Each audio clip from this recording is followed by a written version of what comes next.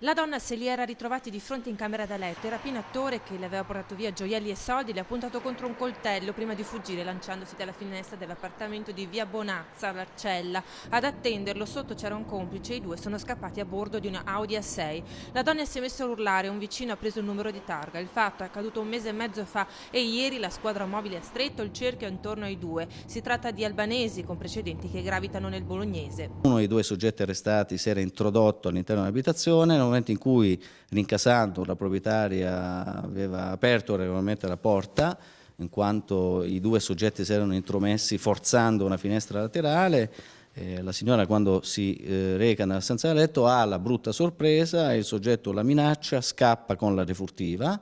C'è fuori dall'abitazione il complice che l'aspetta appunto a bordo di questa autovettura. Da quel momento parte la nostra attività di indagine. Le ricerche sono state coordinate dal PM Sergio Dini, l'ordine di custodia cautelare firmato dal GIP Margherita Brunello. I due sono in carcere a Bologna.